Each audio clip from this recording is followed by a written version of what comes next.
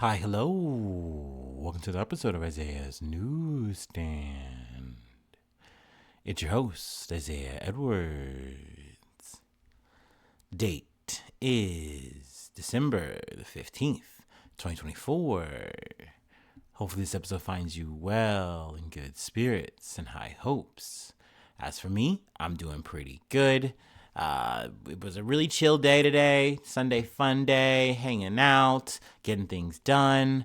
I will say, caveat to that is my back has been hurting all day. I want to say it's something that kind of started last night, or at least I started noticing it, throughout the day yesterday. And I was like, okay, I'm sure it'll go away. My back's just maybe a little tight from whatever reason.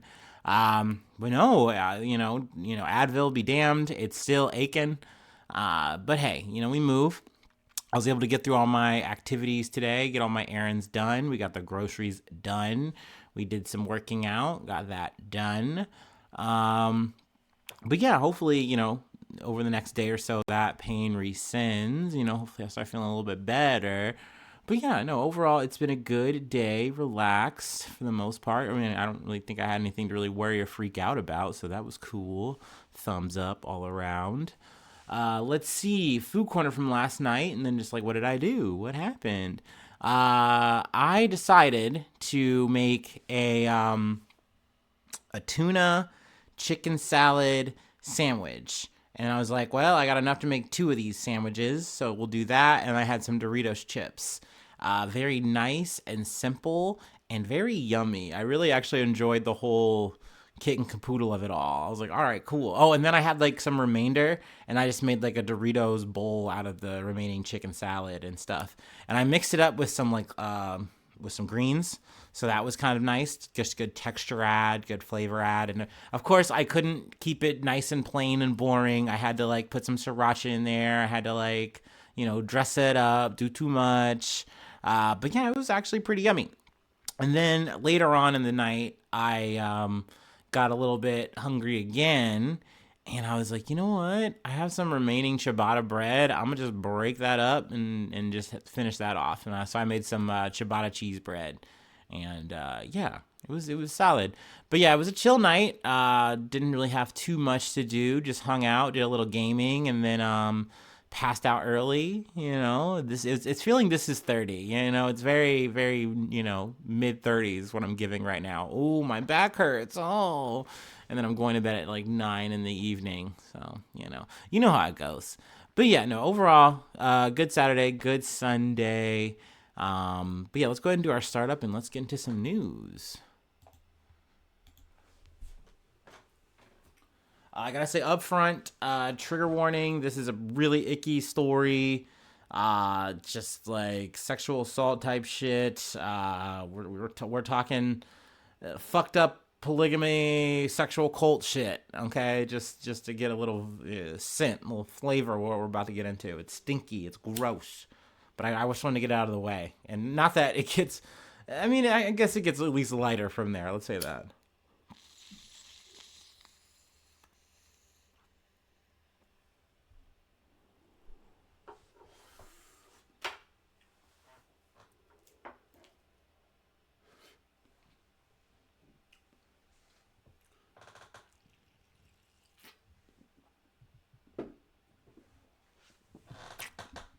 All right.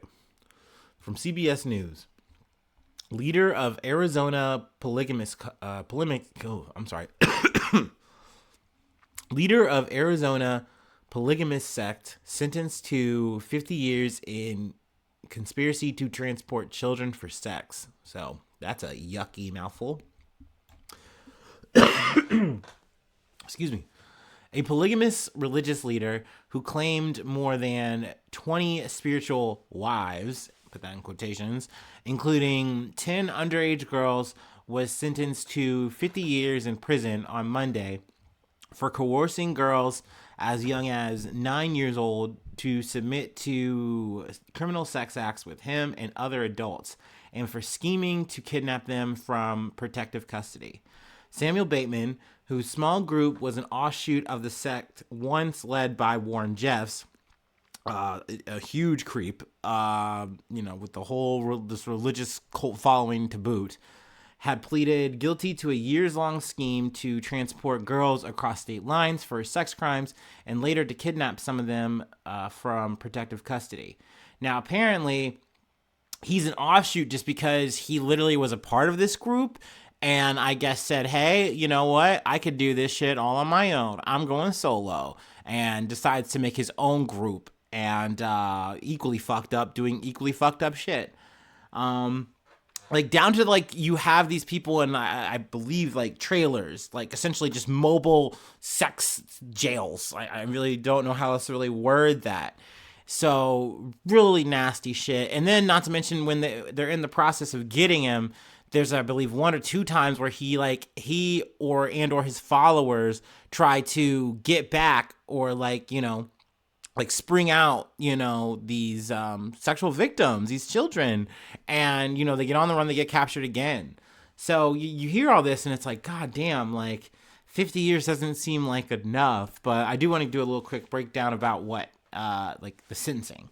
Under the agreement, Bateman pleaded guilty to 1 count of conspiracy to commit transportation of a minor for sexual activity, which carries a sentence of 10 years to life imprisonment, and 1 count of conspiracy to commit kidnapping, which is punishable by up to life imprisonment. He was sentenced to 50 years on each count to be served concurrently. Now, I think essentially the way these are set up, he's, I think he's 48 years old. So I guess he's close to 50. The logic here is we're going to keep this guy in jail till he's dead. It's not a life sentence, but it essentially adds up to one for him. So, yay, justice served, but god damn, just so fucked up. Authorities say that Bateman, 48, tried to start an offshoot of the fundamentalist Church of Jesus Christ of Latter-day Saints, based in the neighboring communities of Colorado City, Arizona, and Hilldale, Utah. The fundamentalist group, known as FLDS, split from the mainstream Church of Jesus Christ of Latter-day Saints after Mormons officially abandoned polygamy in 1890. And they're like, bruh, what the fuck? We kind of want that shit. We like that shit. Keep that shit in. We're going to go fucking solo. And they said, ew, no. So yeah, and here we are now. U.S. District Court Judge Susan Bronvich sentenced Bateman after hearing statements in court by 3 teenage girls about the trauma they still struggle to overcome. Although they gave their names in court, the Associated Press does not name victims of sexual crime, and some appeared to still be minors. So, god damn, dude. Super icky story. I'm at least glad that guys like this are behind bars, but sadly, these guys can spring up, you know, anytime, anywhere, you know, have church will travel, sadly. So yeah, I really don't want to keep digging any further. I mean, there are more details. I kind of just wanted to sum it up really lightly. By all means, feel free to read the articles if you're curious about, you know, Warren Jeffs. By all means, Google that guy and reader beware.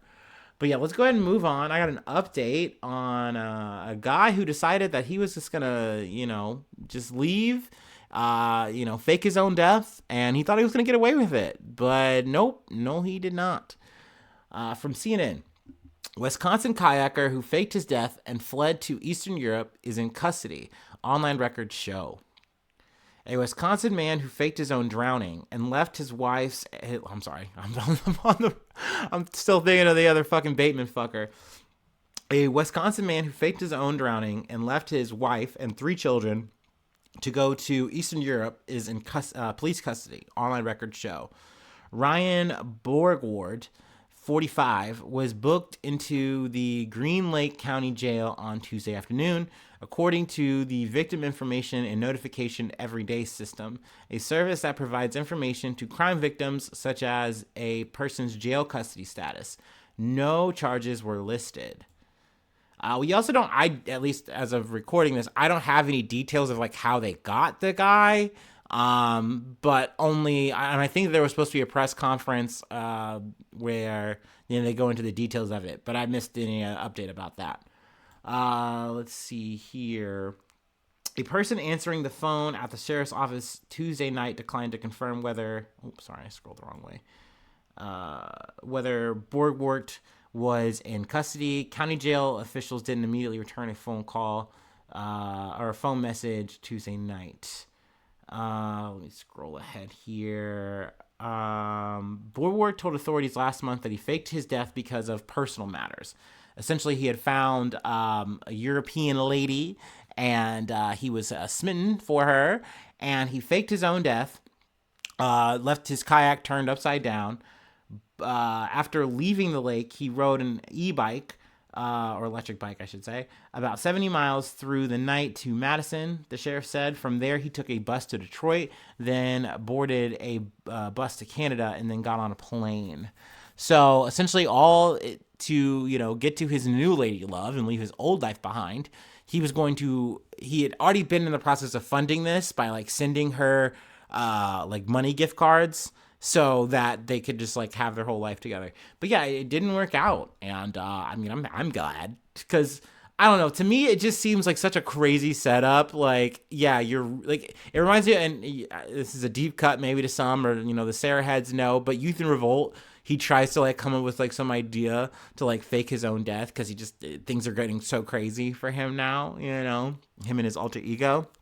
And it's a complete joke, like the idea of what he tries to do. And to me, when I read this out, I was like, are you serious? Like this guy actually, like to some extent, it was believed that worked. Now, I don't know how, the investigators, how much they believe that fact, or they were still like, nah, we know this guy. Like we're on the trail, and maybe let people think that. I don't know. But I mean, I do know investigators, law enforcement can be a crew of bumblebutts, you know what I mean? So I don't put it past them. But I'm glad that this guy's going to be back to face justice. Hopefully I can bring back another update, and we can see what comes of this whole situation. You know what I mean? Because, yeah, his little vacation didn't work out. Anyway, let's move on.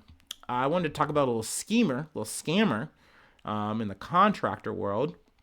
From the El Paso Times. El Paso County contractor sentenced to 13 years in prison for construction fraud scheme. An El Paso County contractor was sentenced to more than a decade in prison after pleading guilty to defrauding more than $600,000 from 36 victims in home improvement scams, authorities said.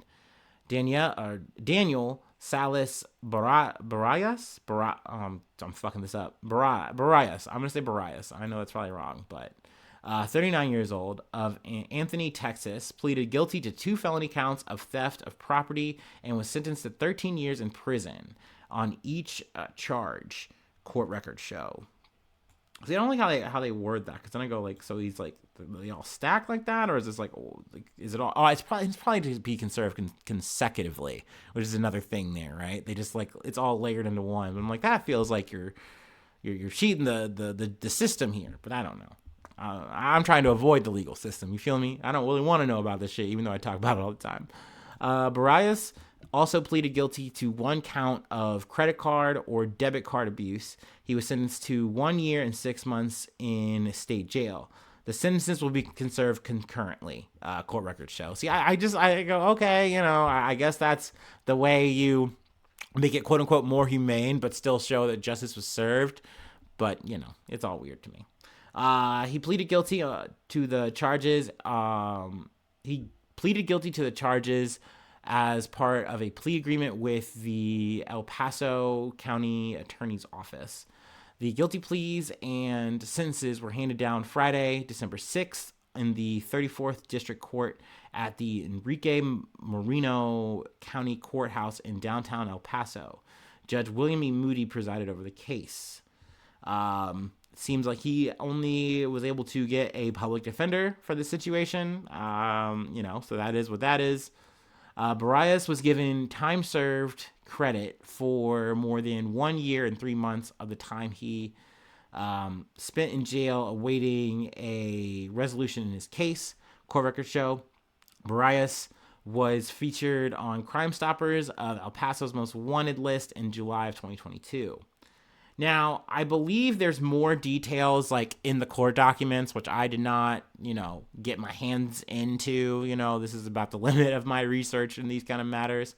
But he was charged with the felony counts because the El Paso County Attorney's Office considered multiple fraud allegations against Barias into two theft of property charges. The first theft of property felony charge is for scamming 21 victims with damages exceeding $379,000.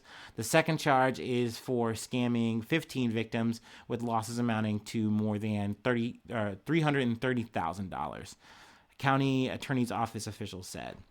So I know he hit up a lot of elderly people and said, hey, I can be the contractor you need. Independent contractor, I'm imagining is the angle here. And to me, it dredges up any kind of offshoot, scant knowledge I've heard about contractors, which I feel like there's always this idea of like, oh yeah, I mean, they're gonna get you one way or another. They're scamming you one way or another. It's just a matter of how bad, right? And you want to do your best to make sure that you're not being taken advantage of. Is like the general sentiment. Now, I imagine it's really scary when you have something like an independent because, yeah, they might be cheaper. And it's like, hey, it's this one guy. It's not this whole wall of like potential like red tape or BS if I'm fucking with like a major contractor and I'm hopefully saving money that way, right? But you don't know what you're getting. It definitely says in the article in terms of like, how to prevent this kind of stuff, but definitely do the best you can to research, cross-reference this contractor, check their work. They should have like some kind of repertoire of, that they can show to say, hey, like I've done this project, that project, things of that nature. And if things seem suspicious, maybe trust your gut. There's other people you can contact. There's other organizations. Yeah, it might suck, but I would imagine if it was me, I'd probably take the hit money-wise and I fuck with maybe a bigger contractor, a group, whatever. Yeah, I might be paying more money for it, but and they're gonna get me on the front end, because they're gonna do their little bit of glaze on maybe how long it's gonna take and what they gotta do, blah blah blah blah blah. But at least these guys are on the level, and if they fuck you too hard, that's their reputation, right? Like they don't want to have to go to court, they don't want to have to defend that kind of shit. They're not gonna. That's the hope, right? I don't know. Once again, I don't take any real advice from me. Don't live your life by. I'm no expert. But that's just my vibe. I don't know. I hope to never really need a contractor, being honest with you. Having that much extra money to, I don't know, work on my hypothetical fantasy house. That sounds crazy. Like, that just sounds like things I would dream about or things I would think about in a fever. I don't see myself into that. But yeah, I mean, I guess justice is served here. It just kind of goes to show you can sell a bridge to anybody, like that's a tale as old as time. You just switch the racket and you're good to go. Cause this guy flipped it. He did multiple people with this kind of scam. And this is where I wish I had gotten, into the court documents. Cause I'm curious how far along he would even get into some of these, if he was like even going on site doing any kind of work, or was he just taking the money saying, hey, I'm gonna get to it, I'm gonna get to it. Like there's different types of scammers, and I always want to know the level, right? But I don't know if I get any more details, if I do wind up maybe getting involved, I don't know, not really involved, but getting more into it, I might come back with some more details or something like that, or maybe updates, who can say. But anyway, let's go ahead and close out with one more story. We're talking about nature going wild, the crazy shit. We gotta move our body like a cyclone. I'm not gonna sing the song. I'm not gonna baby bash right now. I'm not in the mood. Y'all don't want that, I know. Let me go ahead and take my break, and we'll go ahead and close it out. When she move her body like a cyclone, like a cyclone. Sorry, people died. I know.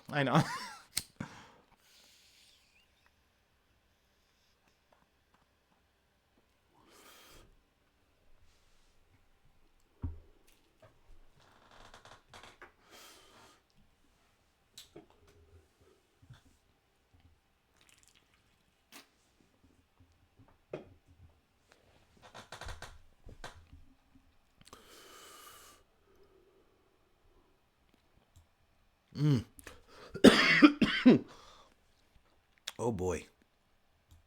Ooh. All right, our last story comes from The Guardian. Hundreds fear dead as Cyclone Chido devastates French island of Mayotte. and I'm gonna say Chido. It's Chido, not Chido, not Cheeto. Just so we're clear. I mean, granted, I'm saying it wrong probably, but at least several hundred people are feared to have been killed after the worst cyclone in almost a century ripped through the French Indian Ocean territory of Mayotte on Sunday, uprooting trees, tearing houses apart, and pounding the impoverished archipelago's already weak infrastructure.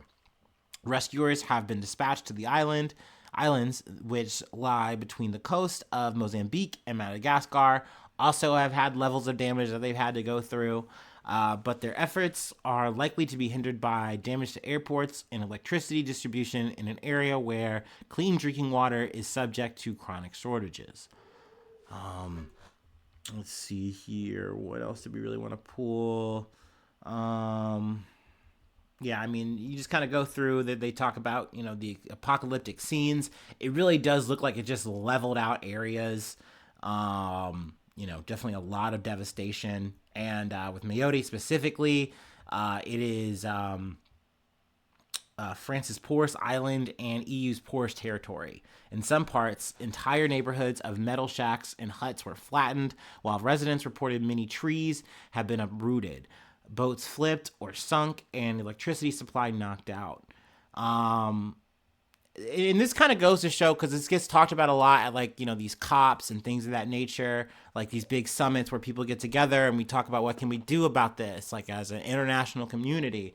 And it's like, the reason the reason that these countries, these places are asking for such high amounts of money to help compensate is because when these situations happen, when these natural disasters happen because of climate change, and it's only going to happen more and more, only going to become more severe.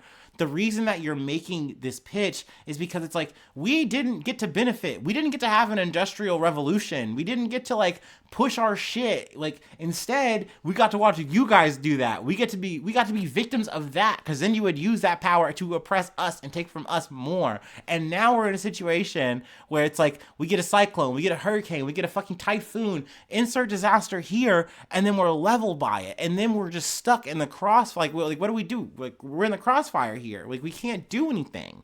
And, then we have to rebuild, and then another thing fucking happens.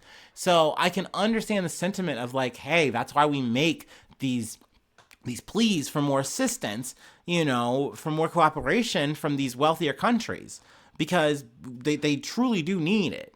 So, I know that a lot of times that falls on deaf ears. A lot of these countries will go, okay, here's a little bit of money. We'll meet you down closer to a lower middle, give you that amount, and then you kind of move on. And trust us, whenever the time comes, we'll definitely send aid for whenever you get leveled by a hurricane or, once again, a cyclone.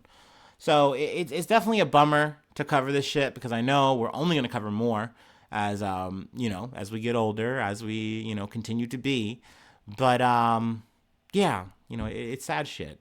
But hopefully, I know I'm maybe being overly optimistic here. Maybe we do at some point come together to at least slow this shit down. I think we're past the point of saying, hey, in terms of the global warming, climate change shit, of saying, hey, we're going to turn this around. We're going to make the changes. I think pretty much your average person across the world kind of knew that was bullshit. We just were wishfully thinking, maybe even some wishfully pushing, hopefully, to say, hey, we want to make change. We want to see change, because we don't want to leave a world that is dying for our children, for our future. But, writing kind of seems on the wall that that's kind of, we're past that point. But we can at least hopefully slow things down and, maybe go from there. That's the fingers crossed, the future that we're hoping for. I know the Elon Musks out there, they want to just say, fuck this shit. Let's just go to Mars. Let's just fucking go to space and, be epic out there, I guess. But we're a long way from that shit, okay? I do not think we're as close as these motherfuckers like to sell it. And and fuck that. It doesn't matter. You should want to preserve this fucking planet, right? I think that that's a very key thing. I think the idea that we want to literally suck from the earth itself with as big a straw as possible until we're bloated, fat, and almost dead, and then have the audacity to shed a tear that the earth is going to like buck us off and then crack in half. Like that's our fault. We deserve that. So I would like to see us do better, but I know how this should go. Anyway, I know this is like a not so happy episode. Sometimes it's like that. Sometimes I do kind of take the fun away from the fun day that is a Sunday. But, had to do it to him. Had to do it to y'all. I love y'all, though. I truly do. I crave good news just like, any other. But sometimes we got to talk about the icky shit, It just is what it is.